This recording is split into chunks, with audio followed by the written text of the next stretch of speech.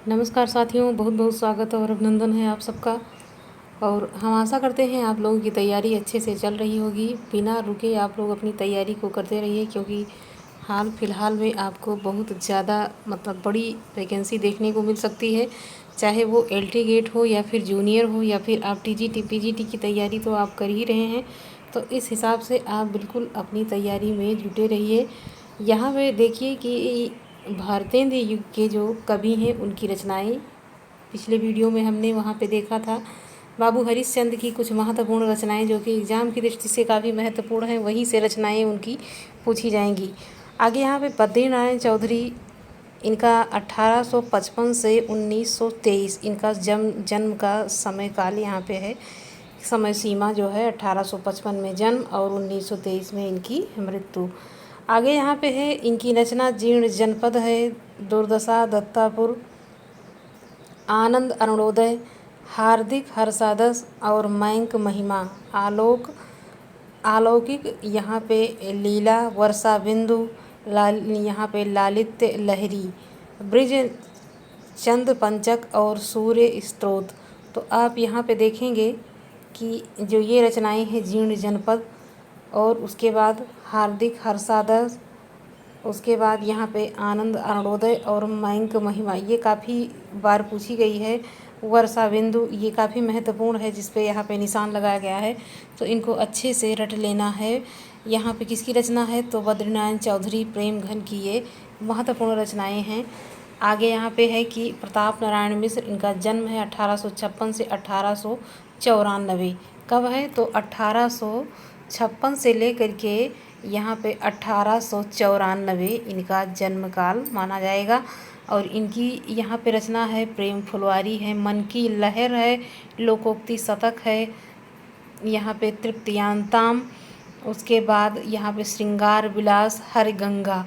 तो आप यहाँ पे देखेंगे इनकी महत्वपूर्ण जो रचना है ये प्रेम पुष्पावली है, मन की लहर, लोकोक्ति शतक और तृप्तियाम भी इनकी हो जाती है, श्रृंगार विलास और हरगंगा।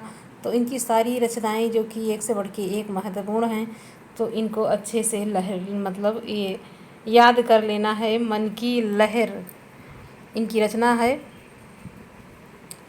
आगे यहाँ पे है ठाकुर जगमोहन सिंह की रचना, और इनका जन्म है 1857 से 1899। 1857 से 1899 इनका समय काल हो जाता है। इनकी रचना है प्रेम संपत्ति लता, 1885 में इन्होंने लिखा है इसको। श्याम लता 1885 में, और श्याम सरोजनी ये 1886 में, देवयानी 1886 में। तो ये श्याम लता जो ये श्यामा लता है और प्रेम संपत्ति लता, ये दोनों रचनाएं इनकी काफ़ी महत्वपूर्ण है। इसको अच्छे से यहाँ पे तैयार कर लेना है। आगे यहाँ पे है अंबिका दत्त व्यास, इनकी रचना है पावस पचासा, जन्म काल इनका 1858 से 1900 तक माना जाता है। और इनकी रचना है पावस पचासा 1886। उसके बाद सुकब सतसई 1887, हो होरी 1891। तो इनकी अंबिका दत्त व्यास जी की रचना जो है ये काफ़ी महत्वपूर्ण है। पावस पचासा 1886 में, सुकब सतसई 1887 में, हो होरी 1891 में। तो इसको अच्छे से याद है, पावस पचासा, सुकब सतसई, हो होरी, ऐसे करके याद करेंगे, याद रहेगा। आगे है कि राधा कृष्णदास, इनकी रचना है 1865 से 1907 इनका जन्म काल है। और इनकी जो एक रचना काफ़ी महत्वपूर्ण है, भारत 12 मासा, और उसके बाद देश दशा। ये जो भारतेंदु मंडल के कवि हैं, इनकी रचनाएं कई बार क्या लगभग एग्ज़ाम में पूछी जाती हैं। तो यहाँ पे जो आपको पढ़ा दिया गया है, ये पीछे जो भी रचनाएं हैं ये काफ़ी महत्वपूर्ण है, तो इनको अच्छे से रट लेना है, यहाँ से प्रश्न बनेगा। आगे यहाँ पे है कि राधा कृष्णदास का तो आप यहाँ देखा कि भारत 12 मासा और देश दशा। बद्रीनारायण चौधरी प्रेमघन उर्दू में अब्र नाम से कविताएं लिखते थे। किस नाम से, अब्र नाम से उर्दू में कविताएं लिखते थे। कौन, बद्रीनारायण चौधरी प्रेमघन। प्रेमघन की समस्त काव्य कृतियों का संकलन प्रेमघन सर्वस्व शीर्षक से किया गया है। तो अगर पूछा जाता है कि प्रेमघन की कृतियों का संकलन किससे किया गया है, तो प्रेम सर्वस्व यहाँ पे आपका हो जाता है। प्रेम सर्वस्व नाम से शीर्षक से ये लिखते हैं। मतलब इनका जो संकलन ये शीर्षक है, यहाँ से इनकी कविताएं यहाँ पे प्रेम घन सर्वस्व शीर्षक से यहाँ पे किया गया है संकलन इसका। प्रेम घन ने विलायत में दादा भाई नौरोजी को काला कहे जाने पर क्षोभपूर्ण कविता लिखी। और यहाँ पे आप देखेंगे काला कहने पर अगर पूछा जाता है कि किस शब्द से वो क्षोभपूर्ण कविता लिखना शुरू करते हैं, तो क्षोभपूर्ण कविता लिखते हैं जब दादा भाई नौरोजी को यहाँ पे काला कहा जाता है, तो इन्होंने लिखा है। आगे है प्रेम घन की कविताओं में यति भंग प्रायः मिलता है। इन्होंने मयंक महिमा रचना खड़ी बोली में लिखी है।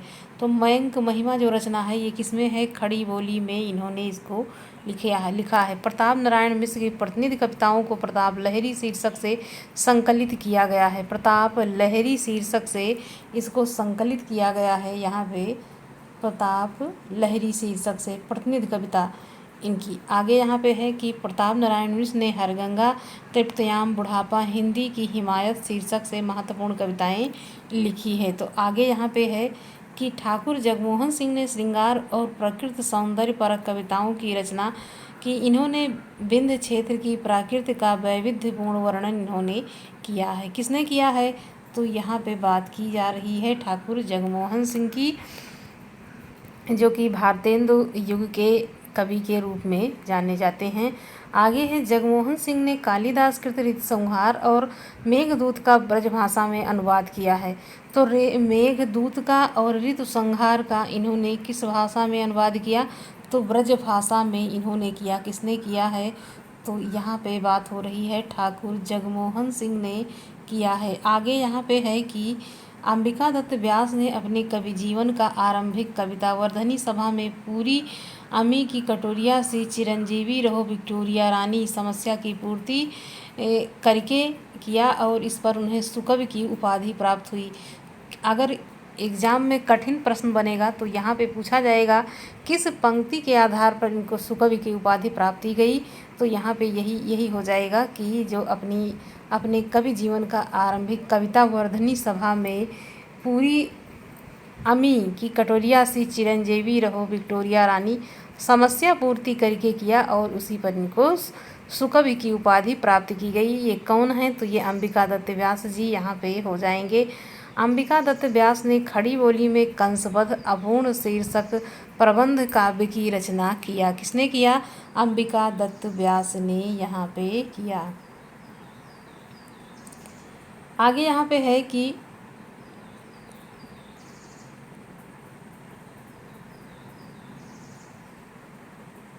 आधुनिक काल के साथ ही फारसी छंद में दशरथ विलाप नामक कविता खड़ी बोली में लिखी। किसने लिखी? तो यहाँ पे बात हो रही है अंबिका दत्त व्यास की। राधा कृष्णदास भारतेंदु यहाँ पे हरिश्चंद्र के फुफेरे भाई थे। इन्होंने रहीम के दोहों पर कुंडलियों की रचना की। तो यहाँ पे ये राधा कृष्णदास जो हैं ये भारतेंदु जी के फुफेरे भाई के रूप में जाने जाते हैं। भारतेंदु काल के अन्य कवि यहाँ पे देखिए आप, अन्य कवि जो हैं भारतेंदु के नवनीत चतुर्वेदी हैं। कुब्जा 25 लिखा है इन्होंने। गोविंद गिल्ला भाई के श्रृंगार सरोजनी पावस पयोनिधि राधा मुख षोडशी रथ षड ऋतु नीत विनोद ये हो जाएगा। दिवाकर भट्ट की नक्सिक और 1884 में, नवोढ़ा रत्न 1888 ईस्वी में, रामकृष्ण वर्मा का बालवीर यहाँ पे बालवीर 50 हो जाएगा। और राजेश्वरी प्रसाद सिंह का प्यारे भाई प्रमोद और राधा कृष्ण देव शरण सिंह गोप का प्रेम संदेशा। दुर्गा दत्त व्यास का आमोद्वार शतक 1872 में, राधा चरण गोस्वामी का नवभक्तमाल हो जाएगा। ये काफ़ी महत्वपूर्ण है। नवभक्तमाल जो है यहाँ पे ये काफ़ी महत्वपूर्ण है। आगे यहाँ पे जो और रचनाएं महत्वपूर्ण हैं ये यहाँ पे गोविंद गिल्ला भाई की रचना को अच्छे से याद करना है। आगे यहाँ पे है राधा चरण गोस्वामी का नवभक्तमाल और गुलाब सिंह यहाँ पे प्रेम सतसई इन्होंने लिखा है। दुर्गा दत्त व्यास की रचना है आमोद्वार शतक 1872 में। अब यहाँ पे भारतेंदु युगीन प्रमुख समस्या पूर्ति संग्रह कवि निम्नलिखित हैं। कौन कौन है? तो यहाँ पे दुर्गा दत्त व्यास समस्या पूर्ति प्रकाश लिखा है। अंबिका दत्त व्यास ने यहाँ पे समस्या पूर्ति सर्वस्व लिखा है। गोविंद गिल्ला भाई का समस्या पूर्ति प्रदीप है। संग्रह का नाम है गंगाधर द्विजगंग का यहाँ पे समस्या प्रकाश और नर्मदेश्वर प्रसाद सिंह का यहाँ पे पंचरत्न हो जाता है। तो यहाँ पे दुर्गा दत्त व्यास का समस्या पूर्ति प्रकाश के नाम से, अंबिका दत्त व्यास का यहाँ पे सर्वस्व हो जाएगा, गोविंद गिल्ला भाई का प्रदीप हो जाएगा, क्योंकि समस्या पूर्ति तो सब में लगी है। उसके बाद गंगाधर द्विजदेव का समस्या प्रकाश, नर्मदेश्वर प्रसाद सिंह पंचरत्न। तो इनको अच्छे से यहाँ पे रट लेना है। आगे है भारतेंद्रहीन कवियों की महत्वपूर्ण काव्य पंक्तियाँ। तो यहाँ पे आप देखेंगे कि भारतेंद्र जी की पंक्ति है, सहसन बरसन सो सुन्यो जो सपने नहीं कान सो जय आरज शब्द। ये पहला इनकी ये पहली पंक्ति है। फरक उठी सबकी भुजा खरकी उठी तलवार क्यों आप ही ऊंचे भये आर्यो आर्यो मोछ के बार।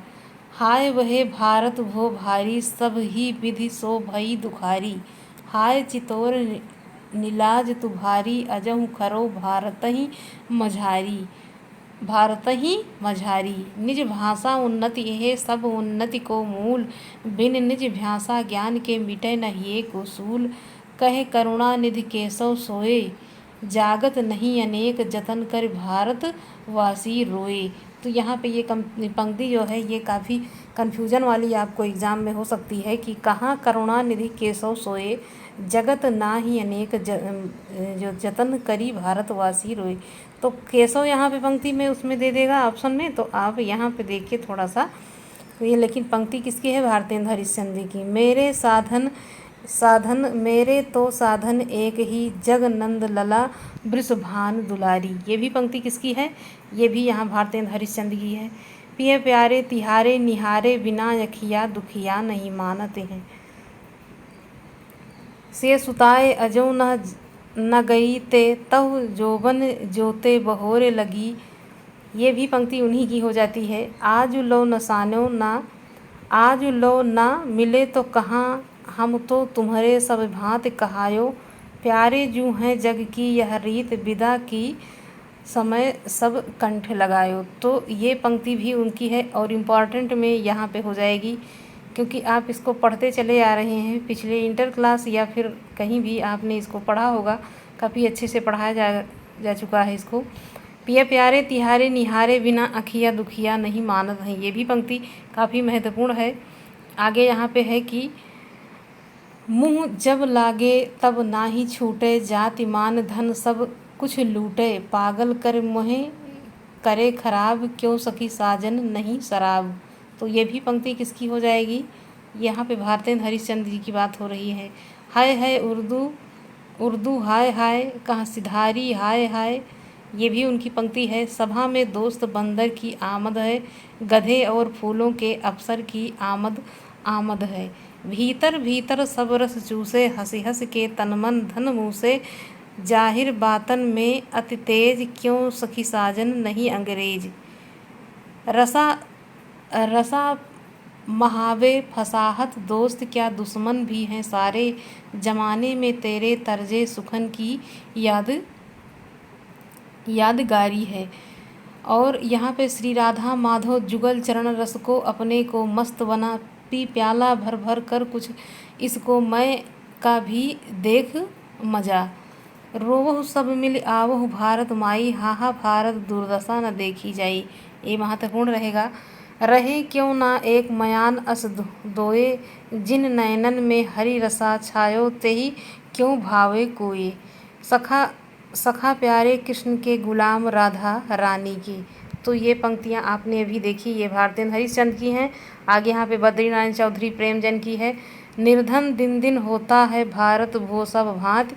तो ये दोनों लोगों की पंक्तियाँ क्या रहती हैं? मिल जाती हैं। उसी प्रकार से ये अंग्रेजों के ऊपर लिखी जाती हैं, तो एक ही प्रकार की पंक्ति रहती है और कन्फ्यूजन हो जाता है कि किसकी है। ताहि बचाए न कोहू सकत निज भू विधि भली भांति। अचरज होत तुम्हें सब गोरे बाजत कारे तासो कारे करी शब्द पर हैं बारे। अब दूसरी पंक्ति है।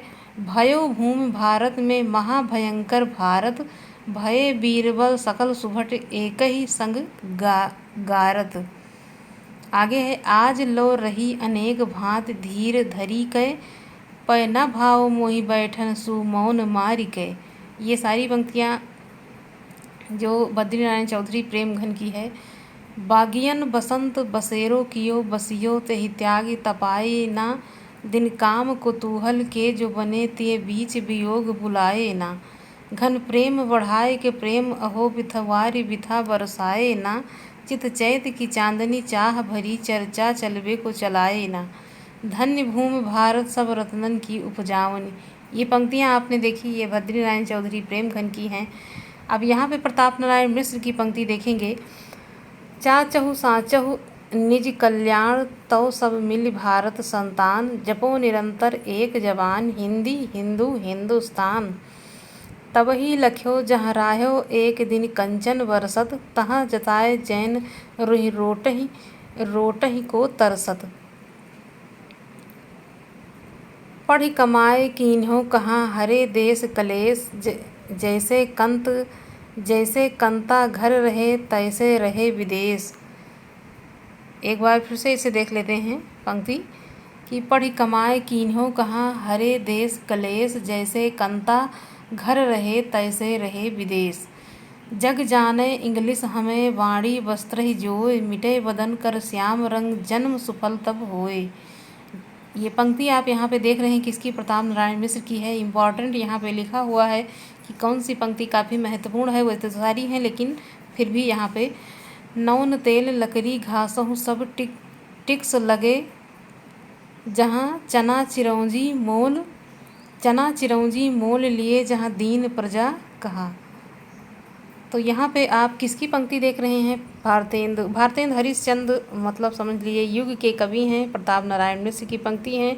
अभी देखिए क्या दशा देश की हो, बदलता है रंग आसमां कैसे कैसे, कौन करे जो नहीं कसकत सुन विपति बाल विधवन की। कौन करे जो नहीं कसकत सुन विपति बाल विधवन की, यहाँ विधवा बिलपै नित धेनु कहे, कटे को लागत हाय गुहार नहीं। तो ये पंक्ति किसकी है, ये दोनों पंक्तियाँ काफ़ी महत्वपूर्ण है प्रताप नारायण मिश्र जी की। आगे यहाँ पे जगमोहन सिंह की पंक्ति है। अब यों उर आवत है सजनी, मिल जाऊ गरे लगके छतिया, मन की करिभात अनेकन औ मिलके जियरा रस की बतिया। हम हार अरी करि उपाय लिखी बहु नेह भरी पतियाँ, जगमोहन मोहन मूरत के बिना कैसे कटे दुख की रतियाँ। तो यहाँ पे ये पंक्ति और ये कहाँ भारतेंदु हरिश्चंद्र जी की है। पिया प्यारे तिहारे निहारे बिना, अखियाँ दुखियाँ नहीं मानत हैं। तो ये दोनों पंक्तियाँ काफ़ी मिल रही हैं। तो यहाँ पे आप दोनों को अलग करके दो तीन बार पढ़िएगा तो याद हो जाएगा। प्रहार अपार कैलाश से कोटिन ऊंची शिखा लगे, अंबर चूमि निहारत दीठ भ्रमय, पगिया गिर जात उतांगत ऊपर झूमी। उतंगता ऊपर झूमी, कुलकान तजी गुरलोगन में बसिकै, सब बने कुबेन सहा सब छोड़ तुम्हें हम पायो, अहो तुम छोड़ी हमें कहो पायो कहाँ। तो ये पंक्ति भी काफ़ी महत्वपूर्ण है और इन लोगों की पंक्तियाँ काफ़ी अच्छी हैं। अगर पढ़ी जाती हैं तो मन से तो याद भी हो जाएंगी। कई बार पढ़िए इसको।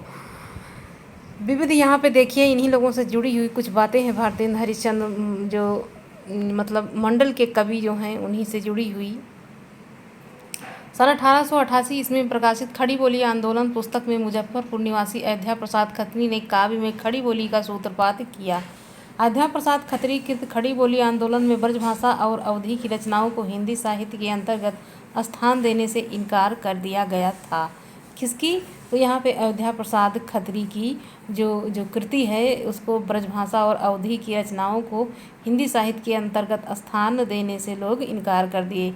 अयोध्या प्रसाद खत्री ने खड़ी बोली को पद्य 1889 ईस्वी शीर्षक से एक अन्य रचना में विविध शैलियों में रचित उस समय की खड़ी बोली कविताओं का संकलन किया। कब किसने किया, तो यहाँ पे अयोध्या प्रसाद खत्री ने कब किया, तो 1889 में। किसका, तो खड़ी बोली पद्य का इन्होंने किया। अयोध्या प्रसाद खत्री ने खड़ी बोली पद्य की 5 स्टाइलें बताई थी, जैसे मौलवी स्टाइल और मुंशी स्टाइल, पंडित स्टाइल और मास्टर स्टाइल। ये स्टाइल जो है ये भी काफ़ी महत्वपूर्ण है। हो सकता है पूछ ले एग्ज़ाम में कि कि किसकी है जिन्होंने 5 स्टाइलें बताई थीं। तो यहाँ पे अयोध्या प्रसाद खत्री जी का नाम आएगा। किसका नाम? तो अयोध्या प्रसाद खत्री जी का नाम यहाँ पे आएगा कि इन्होंने लिखा है जैसे मौलवी स्टाइल, मुंशी स्टाइल और पंडित स्टाइल और मास्टर स्टाइल। आधुनिक काल में ब्रजभाषा गद्य के लिए संस्कृत वृत्तों का व्यवहार पहल स्वर्गीय पंडित सरजू प्रसाद मिश्र ने रघुवंश महाकाव्य के अपने पद्य बंध यहाँ पे भाषानुवाद में किया। तो यहाँ पे किसकी बात की गई है? आधुनिक काल में ब्रज भाषा पद्य के लिए संस्कृत वृत्तों का यहाँ पे व्यवहार सबसे पहले किसने किया? तो पंडित सरयू प्रसाद मिश्र ने किया, और वो भी रघुवंश महाकाव्य का इन्होंने पदबंध भाषानुवाद इन्होंने किया। तो यहाँ पे जो आपने जाना कि भारतेंद्र युग में किस प्रकार की रचनाएं हैं और किस प्रकार की पंक्तियां हैं, और पंक्तियों को याद करने के लिए एक ही तरीका है कि जब उसको कई बार आप देखते हैं, पढ़ते हैं, तो आपको याद हो जाएगी। अब कहीं से आपको ढिलाई नहीं करनी है और आपको अच्छे से पढ़ते हुए चलना है, क्योंकि आपको ये जो परीक्षा आने वाली है उसमें अपना नाम अपने नाम एक सीट को ज़रूर करना है। तो साथियों, मिलते हैं अगले वीडियो में, तब तक के लिए धन्यवाद।